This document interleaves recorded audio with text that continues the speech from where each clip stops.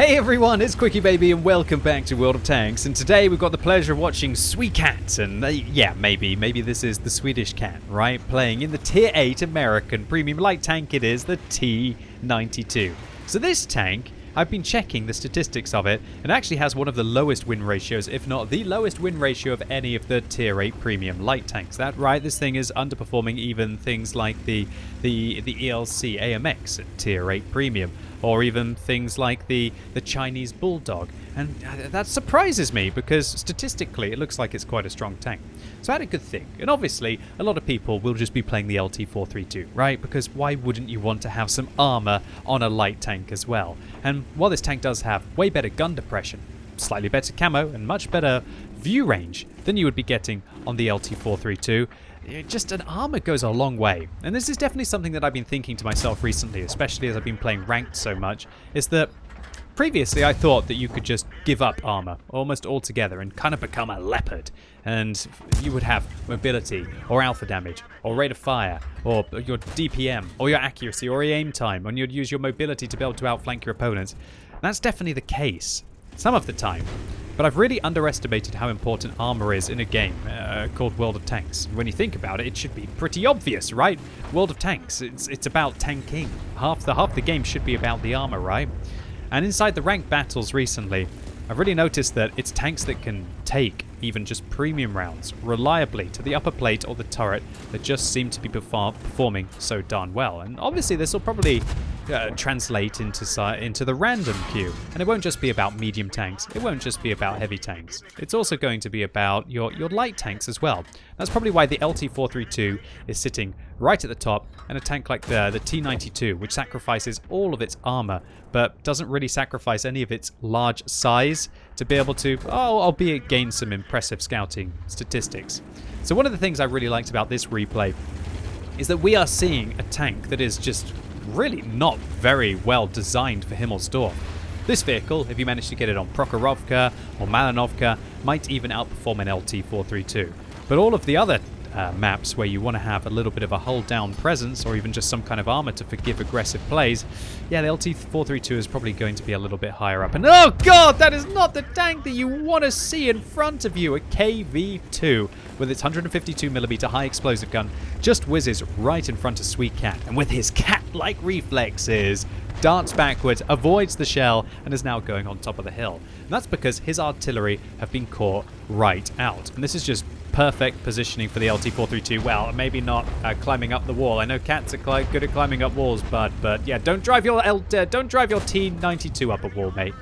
But one thing I really like here is that this is Swecat realizing, okay, probably not good to drive down there. Instead, let's go and harass the upper hill. And this is where you need to be in your light tanks. You need to get into position so that you can change engagements into the favor of your team, or just for yourself as well. Obviously, the enemy team are going to keep focusing the artillery until they die, because people just seem to like killing artillery. It's a guaranteed kill, and you only have to shoot them a couple times before they go pop, right? So for Swecat to get on top of the hill there and to be able to take advantage of the distraction the artillery would cause, and to be able to just farm a T-34-85M for free was absolutely perfect. And you've definitely got to try and get rid of as many of these vehicles as you can. However, on the other hand, Swecat didn't really do very well against the King Tiger there, really showing you why the T92, with its rather low, well, incredibly low alpha damage of 150 at Tier 8, doesn't do very well in the old win ratio statistics. Alright, so, bloomin' hell, Swecat, you made fun of that Tier 6 medium light tank, and whoa, how many times are we going to have near-death experiences this game as the GW Panther just narrowly avoids hitting Swecat?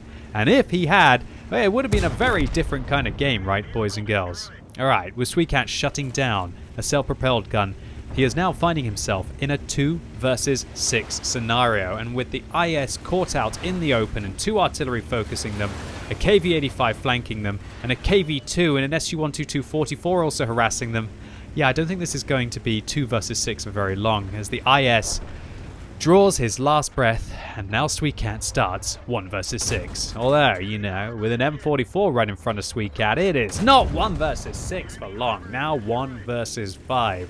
And there's some scary tanks on the enemy team. The T-34, it could one-shot Swecat. So could the SU-122-44. If the KV-85 is using the 122mm and the KV-2, as we could clearly see earlier, is using the 152mm, all of those tanks are incredibly dangerous to this vehicle. Let's just say it like that. Alright, so T-92. Let's get up on top of the hill. Let's try and scout it out. Let's try and keep the engagement at long range. One thing you've also probably noticed throughout this replay is that Swecat looks like this is a fresh tank. Maybe they've only just bought it, because 6 Sense isn't even going off, suggesting that Swecat's crew is incredibly under-trained at the moment. And that's a huge disadvantage to having your light tanks. The idea of playing a light tank without having 6 Sense for me is pretty preposterous. But I guess maybe Swecat just doesn't have any American light tanks. That's a real shame, because some of the American light tanks, even in the regular tech tree, like the Chaffee or even the T-37, probably not the Walker Bulldog, but definitely the T-71, and especially the T-49 at Tier 9 are incredible vehicles, and I would love to have a crew in them that I would then train up in the T-92. Alright, so Swecat manages to spot the SU-122-44, but now finds the T-34 below him. He just needs to reverse up the slope to be able to hit the T-34 in the side, but the T-34 reacts and manages to turn their hull directly towards Swecat. Swecat misses the top of the T-34, pulls back again, fires another shell that bounces off the mantlet of the T-34. Will the third one fly true? Yes, it is! Looks like 3 is the magic number in this case, as the T-34 gets shut down, and now Swecat on 5 kills, keeps moving because they don't want to sit still very long, because apparently there's a mad psychologist on the enemy team who's playing artillery, who's probably trying very hard right now to shut down Swecat. Alright, with the KV-85 trundling along the banana and the SU-122-44 last spotted making their way up the slope, Swecat quite rightfully is going to go and position themselves to ambush the Tier 7 Soviet tank destroyer if they crest this ridge. And remember, the SU-122-44 has really bad gun depression, so Swecat should be able to get a clean shot. However, some other tank has been spotted. Was that the KV-2? Was that the KV-85? Well, we're just going to have to find out in a little bit. And there's the SU-122-44 that manages to spot Swecat, who swings to the left and then to the right to try and avoid as much of the SU-122-44 as possible. Now Swecat slows down momentarily to go over the hill, and this is why you really didn't want to be spotted by the SU-122-44. Now Swecat has to avoid a KV-2 shell the second time, whizzes over the top of the vehicle, and you know what? This is where you've got to go. Let the chips fall where they may. The KV-85 misses. That gives Swecat an opportunity to engage the KV-85, and remember, the KV-2 has an incredibly long reload. Swecat seems to want to try and take advantage of this, and his hand is forced because there's an SU-122-44 behind him. Great use of mobility here. Gets the KV-2 to the side, now to the rear, and this is where you want to be against your heavy tanks. The KV-2 gets his butt into cover and now turns his turret around. He's swinging his turret and his hull in the same way, but it's too little, too late, as Swecat shuts down the Tier 6 Soviet heavy tank and now tries to avoid the Tier 7 Soviet tank destroyer that's likely going to be pushing them. Another artillery shell just narrowly misses to the left of Swecat's tank. And wow, the SU-122-44 went into the cap circle for a tiny bit, which actually gives Swecat the information that they need to be able to get out of harm's way and to possibly reset the engagement. Because remember, if the enemies know where you are and you sit there and they come for you, it's their advantage, right? If, however, you can reset the engagement in your light tanks, then you've got an opportunity to be able to use your view range or your mobility, or even to just catch them ill-prepared, to surprise them. And that's what you want to do. Reset, calm, control, and just then try and handle the situation again. There are moments when you're outnumbered that you have to attack, you have to be aggressive, you have to let the chips fall where they may, and you have to try and deal with all of the tanks as quickly as you can, one by one by one. And there are other times where now it's a little bit safer, we can calm down for a little bit, reassess the situation, and then get behind the M12. That's where I want to be, right behind the artillery. The artillery realizes, well, maybe if I reverse, then the T-92 is going to accidentally ram into me. Not today, buddy. And that allows Swecat to shut down another self-propelled gun, their third of the game, securing, I believe, a Dimitri's medal. And now the SU-122-44 realizes, well, if I don't get into the cap circle quickly, maybe the T-92 is going to cap, and then there'll be more pressure on me to try and approach them. But this is actually what I want the enemy to do. If I'm a one-shot, and especially if I'm a Tier 8 light tank with no armor, I want them to cap. I want to know where they are, because if I know where they are and I've got multiple opportunities to approach their position from different directions, then I've got an opportunity to catch them ill-prepared, and it doesn't matter if I'm a one-shot, there's a good chance for me. So I've loved this replay so much for the fact that Swecat is now sitting on 5,000 damage in a not the flavor of the month light tank. I also love the fact that Swecat is playing on a map that he would not rather be on for sure. Now Swecat, just look to your left. There's going to be the SU-122-44 surely, but oh my lord, Swecat, one of the worst things you've done so far this game, bud. Definitely did not like that play. Bit of panic in the eyes of Swecat right now. Definitely handled that situation poorly. Should have known that the SU-122-44 would have been shootable from that location. And Swecat was very lucky that the SU-122-44 didn't attack aggressively there. If they had, then maybe they could have been able to catch Swecat, and this would have been a different matter. Alright, keep calm, composed. Making a couple of mistakes, or even just one mistake in an entire game of World of Tanks where you're sitting after killing half of the enemy team is definitely not anything to truly worry about. And now Swecat decides that they're going to make their way down the banana. They're going to advance along the 8 line.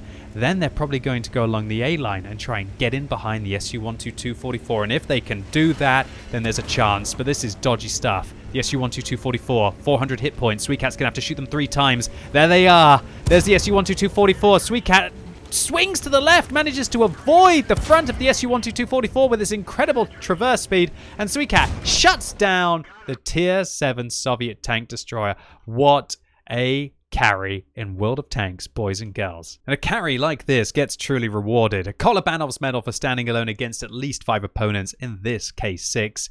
Radley Walters medal for the 9 kills that Swecat managed to pick up. That is nearly 2/3 of the enemy team. And a Dimitrius medal for those 3 self-propelled guns.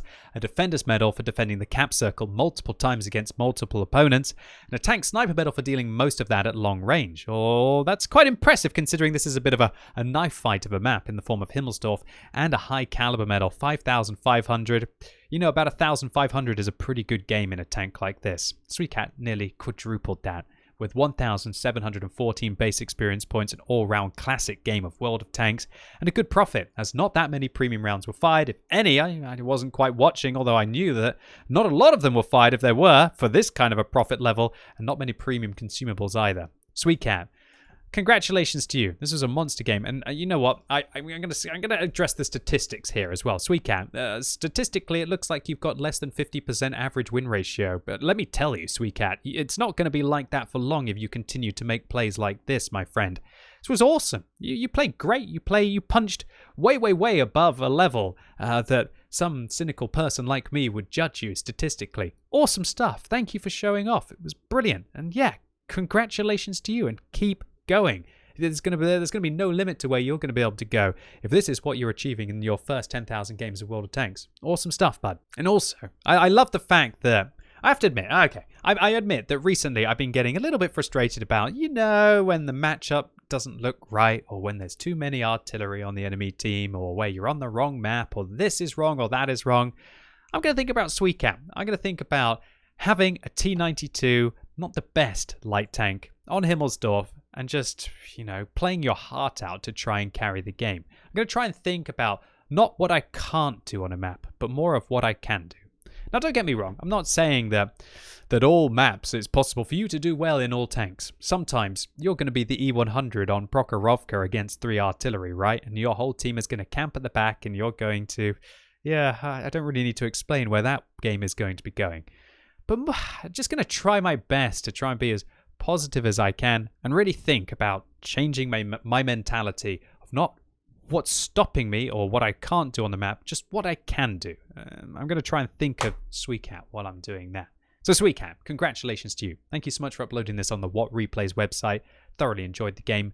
Thanks for putting QuickyBaby in the title as well, so I know that you wanted to be featured on the channel. And yeah, ladies and gents, if you want to also be featured on the channel, and I am releasing YouTube videos for the rest of the year, nearly that quarter of the way through. We're 16. This is the 16th day where I've been releasing YouTube videos every single day. Got 45 left to go, I guess. Then make sure you upload all of your replays on the What Replays website and put QB or QuickyBaby or whatever you want in the title to be able to get my attention. So I hope all of you enjoyed this video today. If you did, give it a thumbs up. But if you hated it, give it a thumbs down. Let me know in the comments what you think about the T92. Do you think that it's got one of the weakest win ratios of Tier 8 premium light tanks for a reason? Is it because everybody would rather play the LT432? Or do you think it's the alpha damage and just the complete lack of armor on the vehicle? And as always, thank you so much for watching. You've been epic, and hopefully I'll see you soon.